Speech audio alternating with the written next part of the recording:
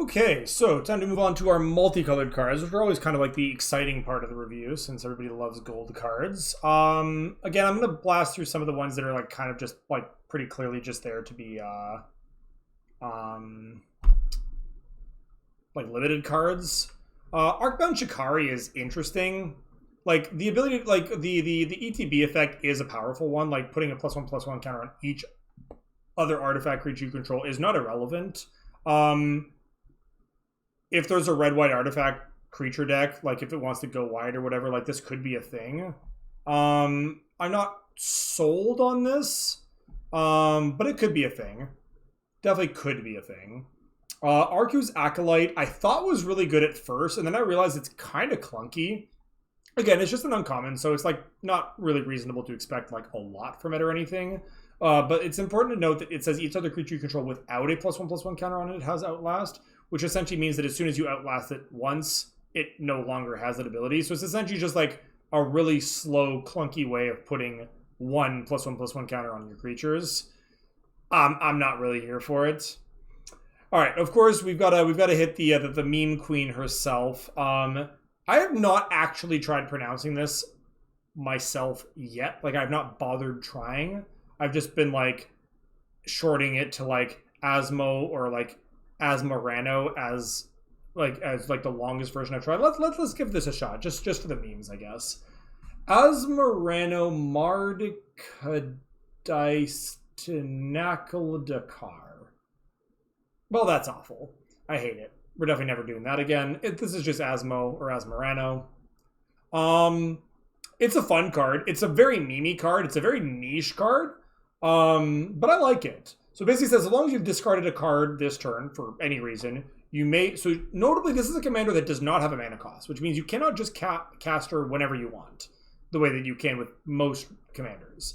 You need to have already discarded a card. However, she only costs 1 mana, either a black or a red, in order to do that if you've met that requirement. So she's essentially a 1 mana 3/3, which is pretty good.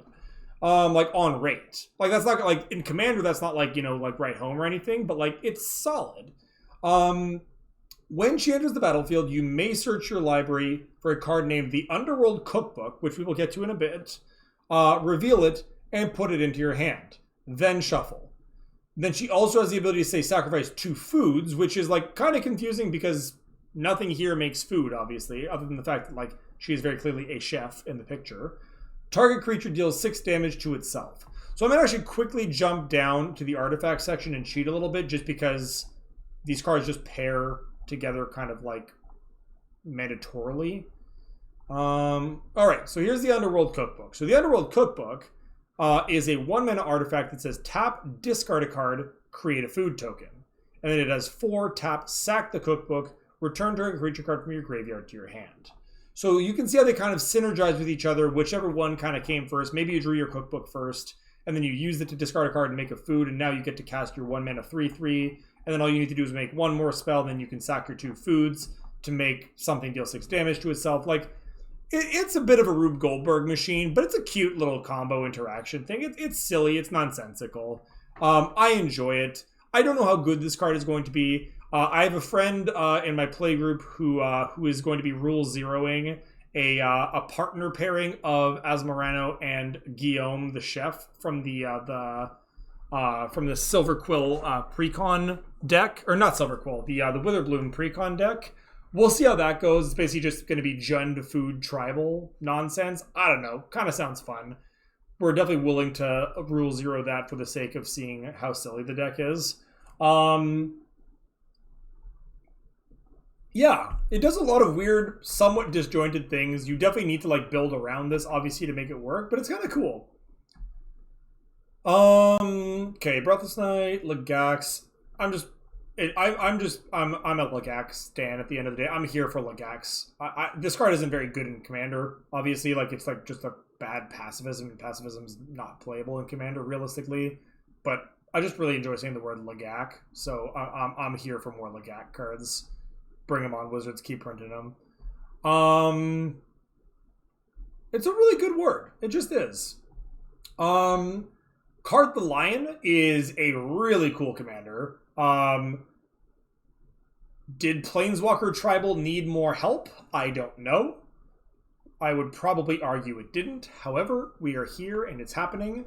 So Karth the Lion is a 4-mana 3/5, just because thick, I guess. Whenever he enters the battlefield or a Planeswalker you control dies, look at the top 7 cards of your library. You may reveal a Planeswalker card from among them and put it into your hand. Put the rest on the bottom of your library in a random order.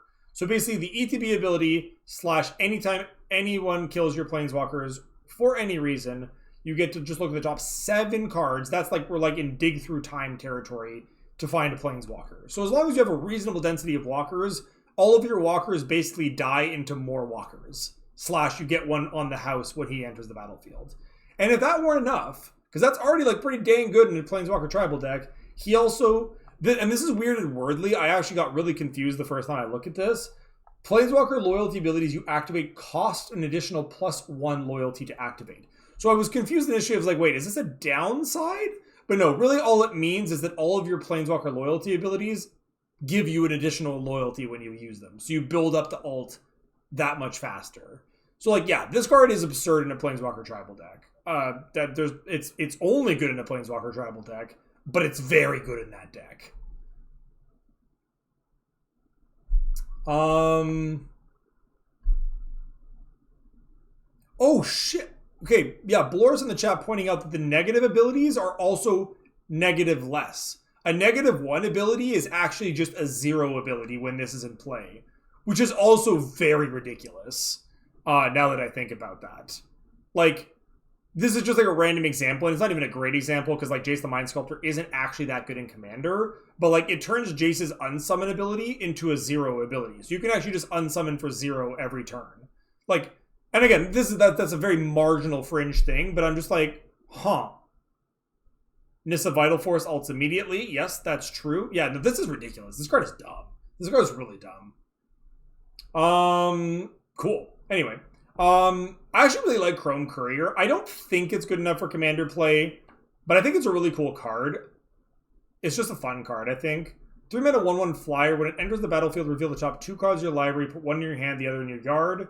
And if you put an artifact in your hand this way, you get 3 life. Like, it just does a bunch of little nice things. It's a 3-mana 1/1 that, like, basically casts Sleight of Hand when it enters, and you get the additional bonus of the other card going to the graveyard instead of your library, which can often be better. And also, if you did pick up an artifact, here's some life on the house. Again, another one of those like fun little cog piece cards that like works in the right deck. Like, not every deck wants it, but it's a good little role player in the right deck. I enjoy it. Combine Chrysalis is another one of those little cog piece cards.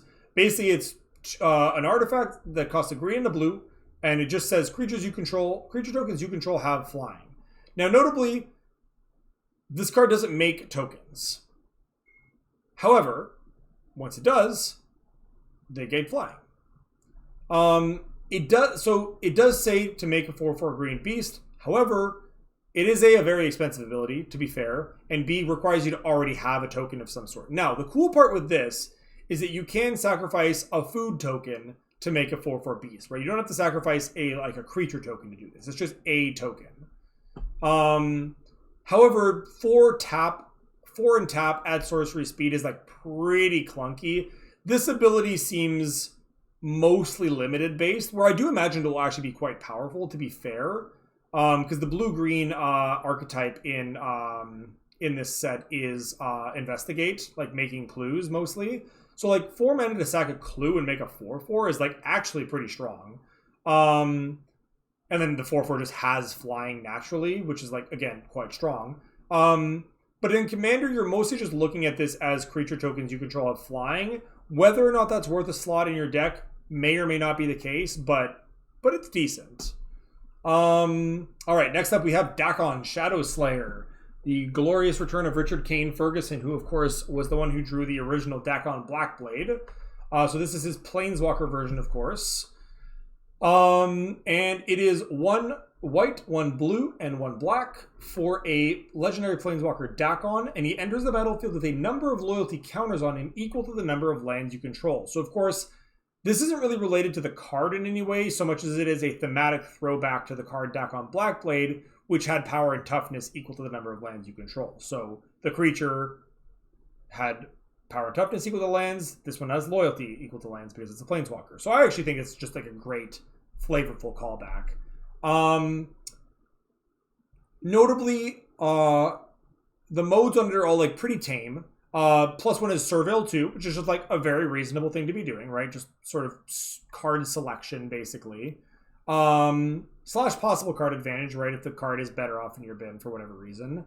The -3 is just good old-fashioned exile target creature, just clean and simple, just unmake. And then the -6, the alt. The alt is interesting. I think it's calibrated this way because it would be very easy to play Dakon, you know, when you have 9 lands out and just ult it immediately if the ult was powerful. So obviously the ult isn't that powerful because they don't want you to just play this later in the game and just like demolish everybody for 3 mana. So the ult just says you may put an artifact card from your hand or graveyard onto the battlefield. Now notably, I said the ult wasn't game ending. It technically still could be, but it requires additional setup. It doesn't just do anything by itself. But again, if you have, I don't know, a Darksteel Citadel in your hand or a Blightsteel Colossus. I don't know. I'm just naming like big dumb artifacts that people can historically do dumb things with.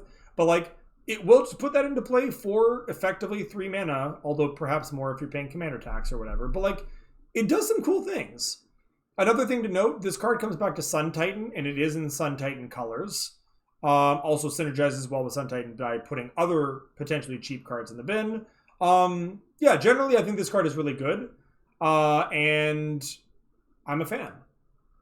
I think it's cool. I think it's, again, it's niche enough that it's not just going to take over everything everywhere. Oh my god, why are you... My captioner is actually losing its mind right now. It's like doing this weird like side to side thing. It's like sidebarring for some reason, but I don't know why it's doing that.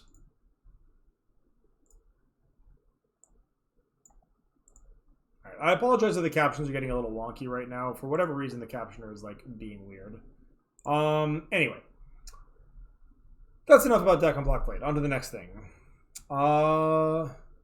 Dihada's Ploy is a decent card. I don't like. I could see Dex and Commander wanting to play this. I don't think it's like particularly exciting, but it's fine.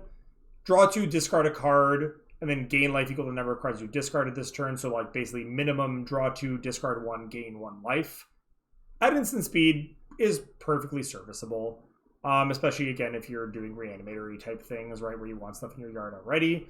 Jumpstart is actually a fun mechanic to staple onto this because that will increase the number of cards you've discarded by 1 mandatorily, where it's basically discard a card that in order to jumpstart it, then draw 2 cards and discard a card, which means you're now going to gain 2 life. So it's like it scales nicely. It's cute. It's not particularly powerful, but again, a cute little synergy piece in certain decks. I'd probably play Notion Rain first, realistically. Even though that one's a sorcery, but that's not to say that Dihada's Ploy is not playable. It's just not amazing. Draykeeper will be in your Cheddarfang deck because that's the deck that wants it, and if you're not playing Cheddarfang, you probably shouldn't play Draykeeper.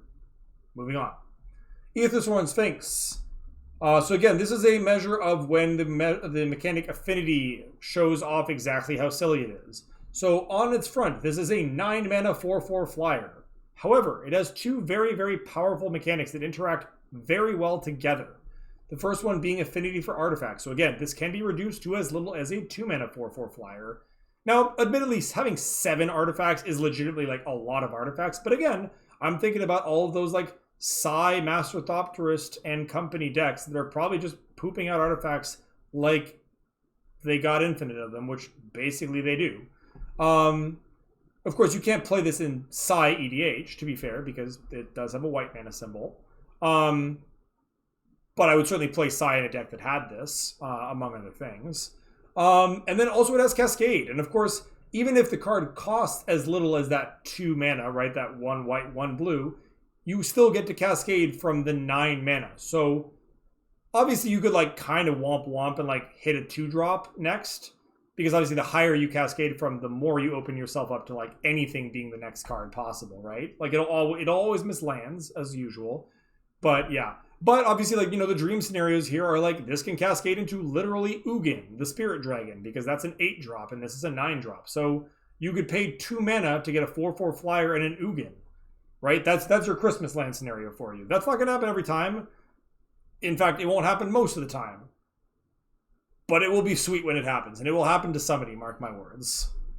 Actually, it'll probably just happen to my friend James, because he runs a Brea Artifact Planeswalker deck. And this is probably going to go into that deck if I know him. Alright.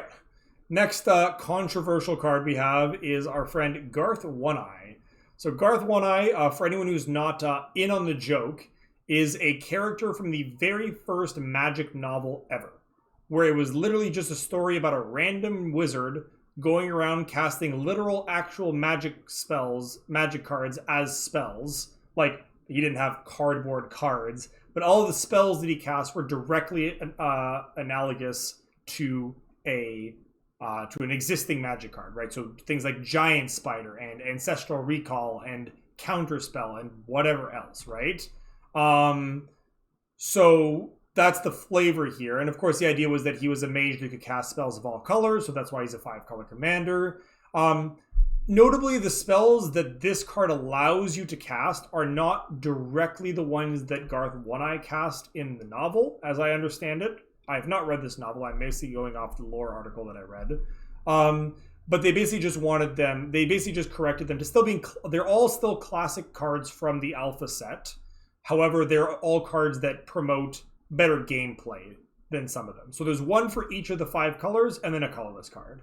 So we'll go through them. So Disenchant and Terror are basically if you need an answer to something, which is fine. These are, again, both classic cards. Brain Geyser and Regrowth if you need some card advantage. Shivan Dragon if you need to close the game. And, of course, the iconic Black Lotus if you need some mana. So, right, you got your white, blue. I even wrote them down in Wooburg order, which, like, kind of chuffs me a little bit. So, you got the white, blue, black, red, green, and colorless card. It's a weird card. It does something mechanically that I don't believe other cards do. It puts a copy of a card onto the stack, but has no way to represent it outside of, like, weird tokens. It's a strange card, but it's a very fun flavor in joke. Time will tell how good this card actually ends up being. But, like, honestly, any card that taps to cast the Black Lotus cannot be that bad, as far as I can tell. All right, our next card is General Ferris Rokiric. Or Rokirich, I guess. It would be Rokirich, because this is definitely, like, Slavic pronunciation. So, General Ferris Rokirich.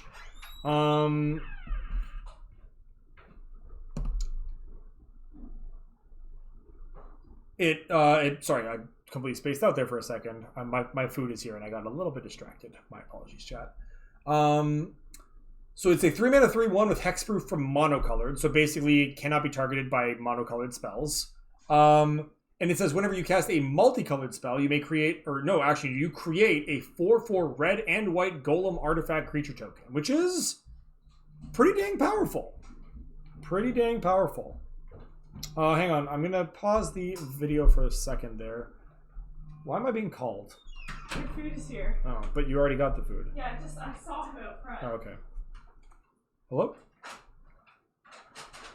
Oh, yeah, we just picked up the food. Thanks a lot for dropping it off.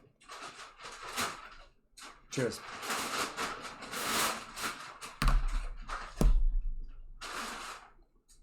Alright, so yeah, from the top, we'll just start from the top of General Ferris here. So General Ferris Rokirich, 3-mana, 3/1, hexproof for monocolored. Whenever you cast a monocolored spell, create a 4/4 red and white golem artifact creature token. So, obviously you need to be in a deck that cares very heavily about having multicolored cards. You know, every monocolored spell you cast is just a wasted opportunity for General Ferris. However, I know that every Niv Mizzet Reborn player just cried out in ecstasy when this got spoiled, because guess what commander deck really cares about casting gold cards?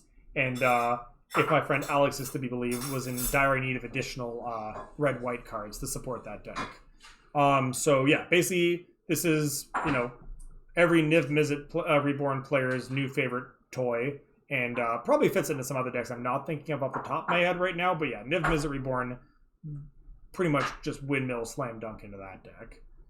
All right, next one we have is Gaedrone Dihada, who, as I understand, per the lore, is the witchy creature that tricked Dakon into getting the Black Blade and then killed him and took the Black Blade or something.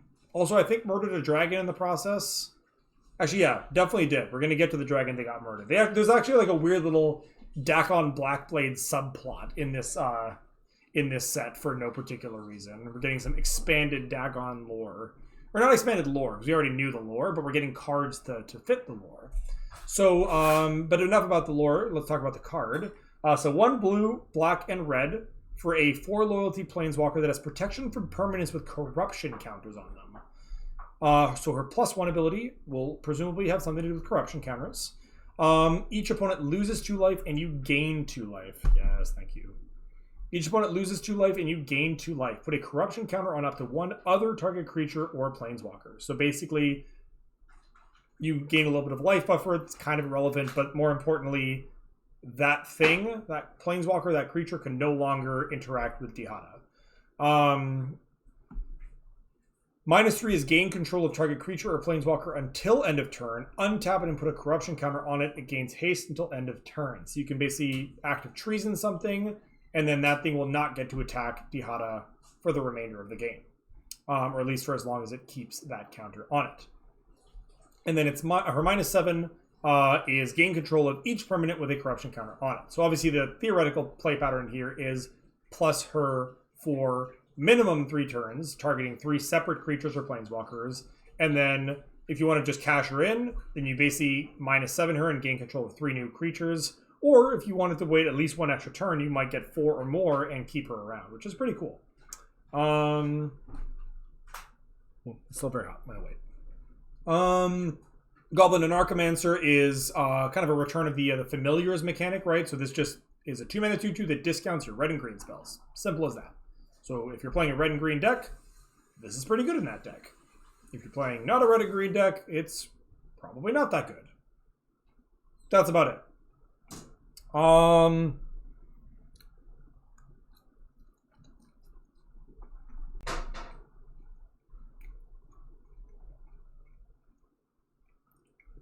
right, our next card is Graceful Restoration, which has really cool artwork, actually. I didn't look at it like quite this close up before, but it's kind of cool. I quite dig it. Anyway, 5 mana for a sorcery. It says choose 1, return target creature card from your graveyard to the battlefield with an additional +1/+1 counter on it. Or return up to 2 target creatures, cards with power 2 or less, from your graveyard to the battlefield. So basically, it's either reanimate 1 large creature, or more or less has the Rebel Art text, where you're getting 2 creatures with power 2 or less. Now, notably, this is actually pretty cool because this cares about power, not converting mana cost. There are a number of very good creatures with very low power.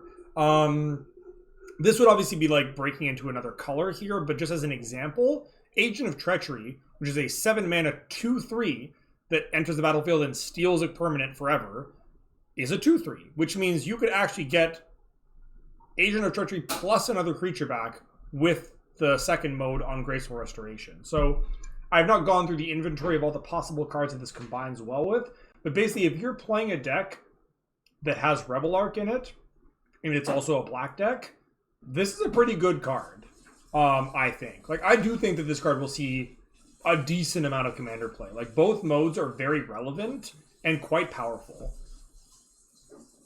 All right, thinking of things being relevant and powerful, I'm going to indulge myself here for a second and talk about Grist the Hunger Tide. This card makes me inordinately happy, mostly because I have a Sidisi Bird Tyrant deck that this just is the best card ever in. This card is also a really weird one that stirred up a lot of buzz. There we go. Stirred up a lot of buzz. Wow, I actually did not mean for that to be a bug joke, but here we are. But yeah, people were talking about this card because people were very confused. First of all, it turns out this actually can be your commander because of the very weird rider on it that says, as long as Grist the Hunger Tide isn't on the battlefield, it is a 1/1 insect creature in addition to its other types. So effectively, in any zone but the battlefield, it is legendary planeswalker creature Grist insect. Which is a mouthful, but also means that it is a legendary creature, among other things, in your command zone. Which means it can be your commander. Notably, you can also Green Sun Zenith for this. You can Collected Company for this. You can Chord of Calling for this. You can reanimate it.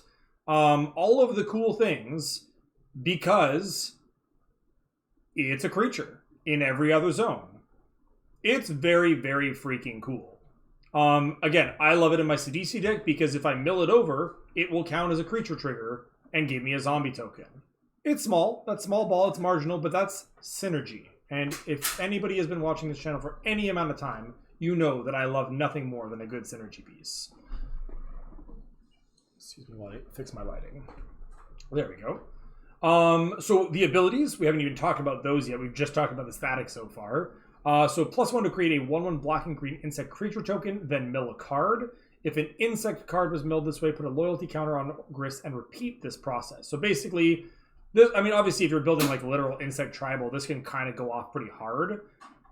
Even if you miss, you made a 1/1 and milled a card, and like that's pretty good. The -2 is you may sack a creature. When you do, destroy target creature or planeswalker. So again, you're making 1/1 tokens, and you can just convert those into murdering real creatures and planeswalkers. And then the -5, which is like not even that far off, is just each opponent loses life equal to the number of creature cards in your graveyard. So again, if you got a stocked yard, you're like very realistically looking at doming all of your opponents for like 10 damage, just like in a couple of turns. This card does a lot of cool things. This card does a lot of very cool things. I am extremely excited to put it in my CDC deck, and I'm sure there are other people looking forward to putting it in various other decks where it's going to be great as well. My biggest sadness is that I know for a fact this card is extremely expensive right now on the pre-sale market. Time will tell if it stays that high. Pre-release hype is pretty ridiculous for this set right now. Again, at the time of recording, that is. And I know that it's probably, this card is pushed to be modern playable because of the fact you can hit it off things like Collected Company. So mostly pray for me that I crack it open in one of the packs that I ordered. Also, if you're watching this video and you haven't watched the box break video yet, you should do that because it'll be on YouTube as soon as I get those packs. Alright.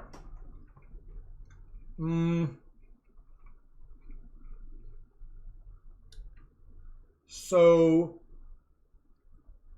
Lazadep Chancellor is an interesting card that rewards you for like actually discarding cards, which is surprising in this color because my understanding was this color pair is meant to be the it's a Graveyard Matters set as opposed to a like this color pair does a lot of surveilling. I thought the discard was like the black-red theme, which is confusing as to why this card is also a discard outlet. I guess it's not an outlet, but it's rewarding for discarding cards. Anyway, I guess it works well with like Black Madness cards. Anyway, bottom line is, anytime you discard a card, you can pay a single mana, single colorless mana, and amass 2. Which, of course, if you remember, War of the Spark means you put a zombie army into play and then put 2 counters onto it. So it gives you a 2/2. Now, notably, if you discard multiple times, rather than making multiple 2/2s, of course, because of the way amass works, it'll actually just grow the one army larger and larger. So then you'll get a 4/4.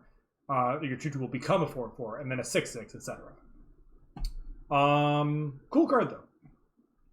I don't know. Like, again, this is one of those cards that like, feels like a very synergistic piece in a deck that I'm not thinking of right now. Our next card is Lonus, Cryptozoologist, which is a very cool card if I do say so myself. Of course, the cost and type line are a throwback to Coiling Oracle, the original Snake Elf Scout. But it does do a very different thing than the Coiling Oracle, though it synergizes well with the Coiling Oracle too. So whenever another non-token creature enters the battlefield under your control, investigate. So basically it just rewards you for casting creatures. Every time you do, you get a clue, which is sweet. And then it has a neat ability of tap and sack a number of clues in order to reveal the top X cards of target opponent's library. You may put a non-land permanent card with mana value X or less from among them onto the battlefield under your control, and then the rest of the cards that were revealed that way go to the bottom of their library. I don't know how good this ability is, because you need to sack like a lot of clues to get like a meaningful look at your opponent's deck. Because not only is X dependent, does the number of cards you look at depend on the number of clues sacked, but also the size of the creature. So you're going to end up in these weird scenarios where it's like if you sack 3 clues, and then there's a creature in the top 3 cards, it has to be a 3-drop or less, or you still don't get it, right? So if you look at the top 3 cards and there's a 4-drop creature, that's not good enough. So like, this is really like, you really want like kind of a critical mass of clues. Like you want like 10 clues for this to actually do a thing. And I just don't know how actually like realistic that is.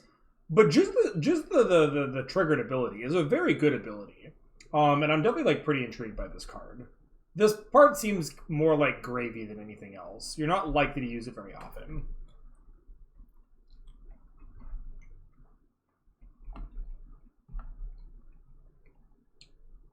So the other card that I'm very excited about for my Sidisi deck, but also just as a card in general, I think it's very good, is the Master of Death. So 1 black and blue for a 3/1. It says whenever the Master of Death enters the battlefield, surveil 2. So ETB, good trigger. Kind of fill up your graveyard, fix your draw step, etc., etc. Also, at the beginning of your upkeep, if Master of Death is in your graveyard, you may pay 1 life. If you do, return it to your hand.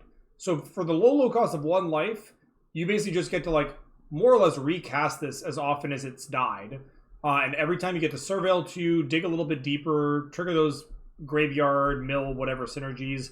This card's great. This card's really, really cool. And fantastic in a self-mill deck, which is, of course, what the CDC deck is. The next card is Moderation. Someone's going to break this card. I am assuming it's not going to be me. I don't know exactly what this card does, but it's powerful, right? Attaching whenever, like just literally attaching a cantrip to every single spell you cast is a very powerful ability. However, self-imposing a rule of law is a pretty powerful hindrance. It's like you got to really work around that. Like you're definitely playing a deck that is playing at instant speed all the time because it is per turn. So in theory, you're still using your mana as long as you've got a spell to cast on each of your opponent's turns as well. But you like really basically need that to be a thing in order to get value out of this. The main card, I heard people saying that Wrath Ship's Mage is probably a reasonably logical home for this this card, which I agree with, since he's in the same colors and grants all of your historic spells flash. So you get to do exactly that, which is to play your entire game at instant speed in these colors. I still don't know if that's good enough because, again, Rule of Law is such a brutal downside, especially when you're the only one who's dealing with that downside. But again, cantripping every single spell is a very high, good lord, upside. So maybe it's cool. Maybe that works. I don't know yet. But I'm intrigued. I'm very intrigued by this card. All right, Piru the Volatile. So Piru is the sort of the third in the trifecta of random Dakon lore cards that we've gotten. Piru is actually the dragon that was slain by the Blackblade originally. It's the whole reason that they wound up that the Gatewatch wanted the Blackblade in order to kill Nicol Bolas with it is because it had already been known to have the power to kill an Elder Dragon. Piru being the Elder Dragon in question. So what does Piru do? Let's take a look. Piru the Volatile is 2 red, white, black. So it is an 8 mana dragon, which is very, very hard to cast. It has flying and lifelink, and it actually brings back the return of the upkeep, the upkeep mechanic, which all of the original Elder Dragons had. So this is a bit of a callback to those Elder Dragons, including the original card Nicol Bolas, along with like. Was it Vivectus Asmati and like Palladium Wars and stuff like that. The original ones, mind you, not the Magic 2018 or whatever reprints or reimaginings. But yeah, so basically at the beginning of your upkeep, sacrifice Piru the Volatile unless you pay 1 red, 1 white, and 1 black. Now, the reason it has this, or part of the flavor that it has this, is that it actually has an on-death trigger. So if you fail to pay the upkeep, it'll trigger the ability when Piru dies, it deals 7 damage to each non-legendary creature. Now, because Piru has lifelink, this also means that you are going to gain a boatload of life if the board is even a little bit reasonable. So this is a bit of like a weird, like, bomb vest kind of thing where you basically play this out and then, like, more or less you're just like, better not kill it, better hope I don't just let it die, or the whole board just goes busto and you gain, like, 65 life or whatever, right? Yeah, so has the power to gain a lot of life. It's really expensive, which tells me this is largely a reanimator target, more than a, like, card that you're meant to cast for its mana cost. Like, I would not make this card my commander. You're, like, making your commander an 8-drop that wants to die repeatedly is probably a bad plan for getting to cast your commander many times, but it's a very cool card with a very neat ability, and I will be curious to see what people manage to do with it. Alright, I'm going to talk about Priest of the Fell Rites before taking a quick noodle break. Priest of the Fell Rites is a white and a black for a 2/2. It has tap, pay 3 life, and sacrifice Priest of the Fell Rites.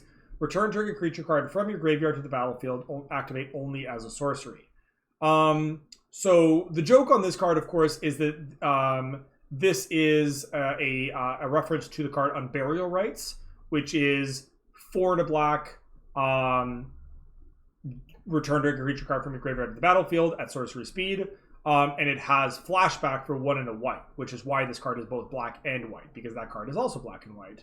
And then, again, and the flashback here is also being paid tribute to through the Unearth ability, which is giving you the sort of flashback ability here as well, right? Unearth essentially being the creature equivalent of flashback. I don't really know what the pay 3 life part is about, because that doesn't have anything to do with with Unburial Rites, but I don't know. I'm sure somebody has a reason for that. But yeah, it's a 2-drop 2/2 that can reanimate a creature for on turn.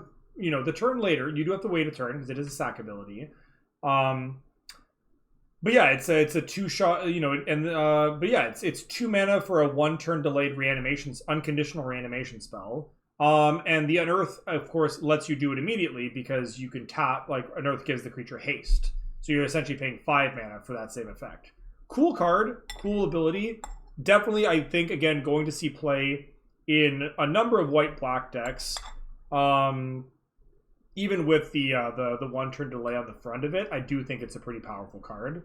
And a cool design. And again, like a cool throwback to another fun, flavorful card.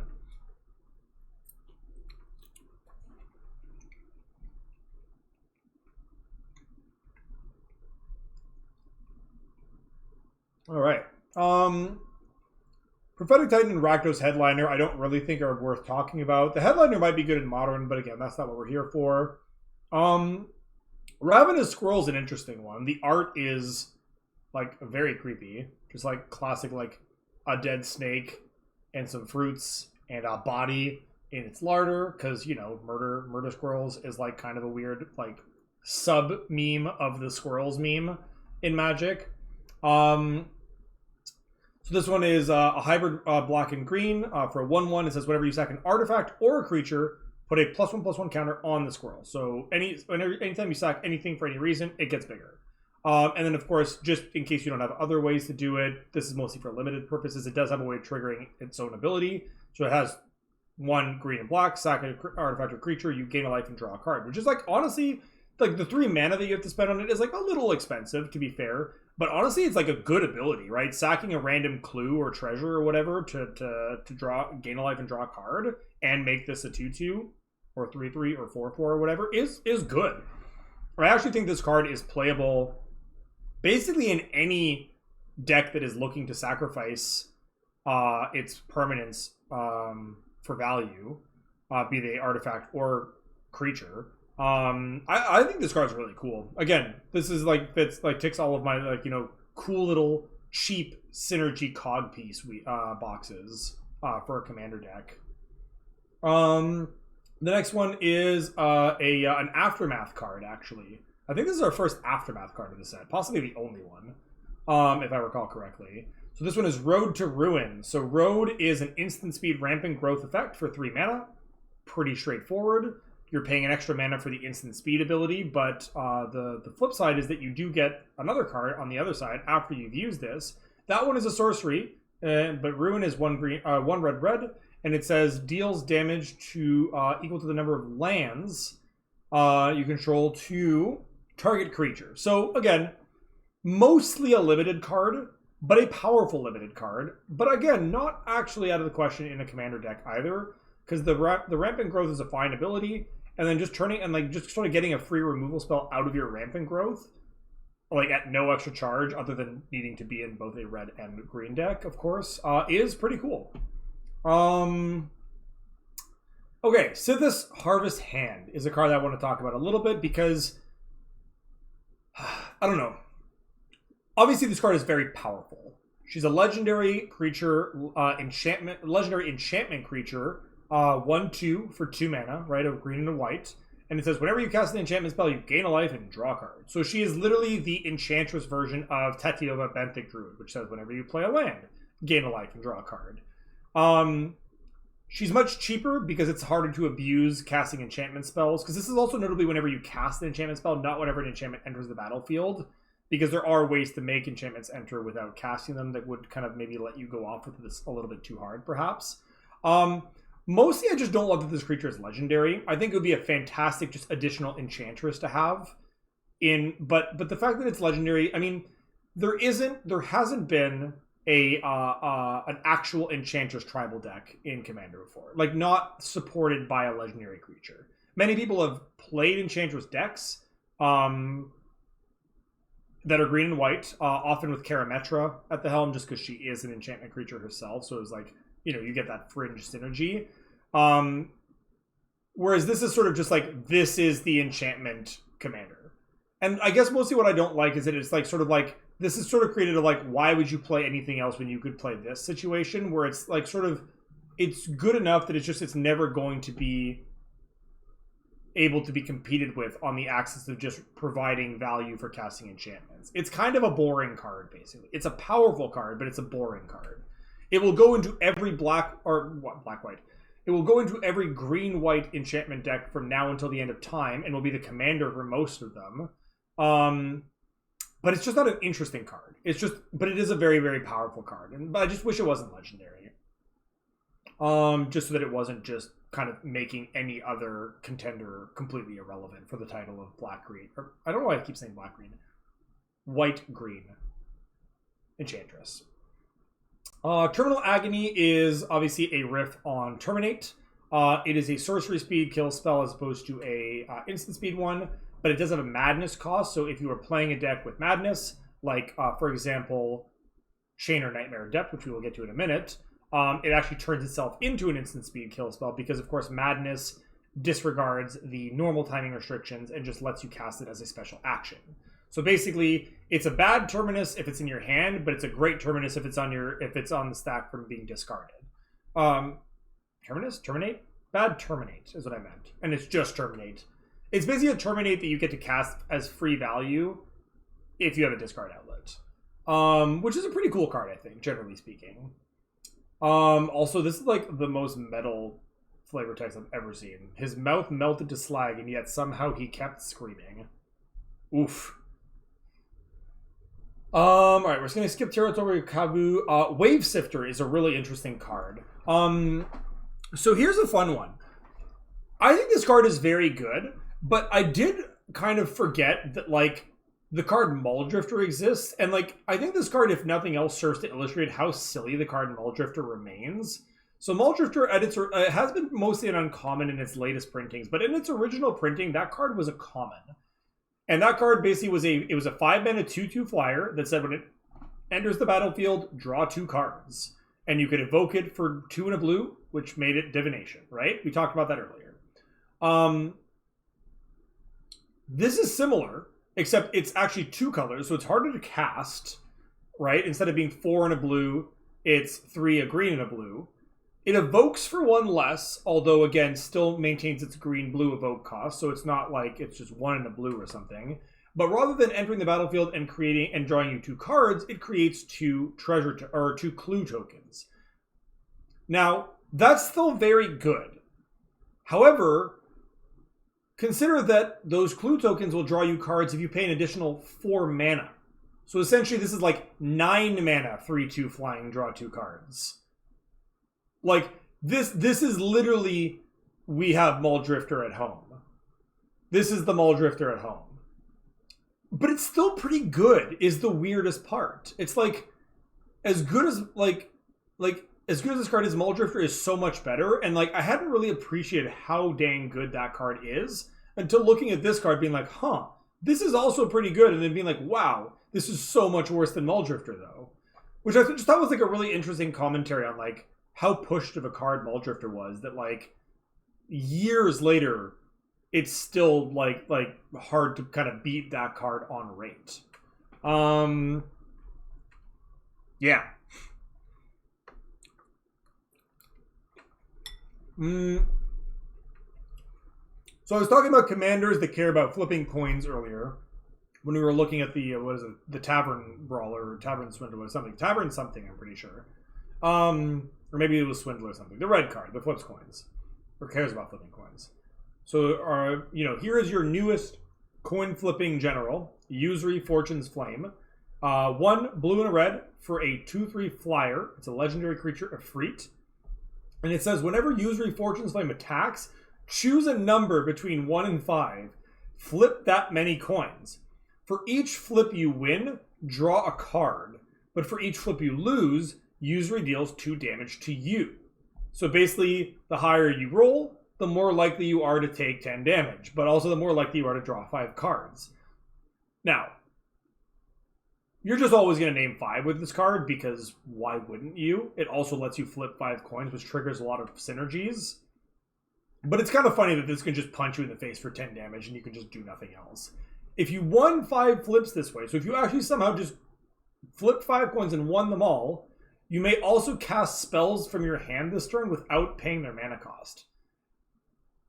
This card is like really cool, I think. It is just the incarnation of obviously chaos and luck and chance, and like that's the point. But it's like it's a well-statted body with a balanced ability in terms of like the normal case scenario, and then it rewards you for getting really lucky. It'll almost never happen, right? Like the odds of winning, you can literally calculate that. I'm not going to bother. Someone else can figure it out. But the odds of winning 5 coin flips in a row are low. Whatever they are, I know that the number is a low statistical outcome. But it is possible. And it's like a dream that you can build towards. It's like a thing that you can chase. And it's going to feel so damn good when you get to do it. I think this card is just encourages like really enjoyable, interesting gameplay moments that are going to lead to these like huge like lopsided turns. Because like getting to like basically if you win 5 flips, you basically just have a temporary omniscience in play for the rest of the turn. That's really good. But no one's going to be able to get salty about it because it's like you had to win 5 freaking flips in a row to do it. So it's like you obviously earned your omniscience for the turn. Go nuts, right? Like have fun. And so it's not too good. It's not broken. It's not busted. But it's really, really fun. And I'm honestly excited to see what people do with this card. It's a very fun card. Our next card, I think actually the rest of these are reprints. I'm going to briefly talk about Chainer, just because, again, I believe this is the first time this card has been reprinted since being in the Commander deck, which means this is actually the first time it's available in non-foil. So if anyone wants a Chainer and doesn't like the gross Commander Curly Pringle foils, you can actually get one that isn't Pringly now. Or just a non-foil version. I know I'm going to be picking up a non-foil version as well.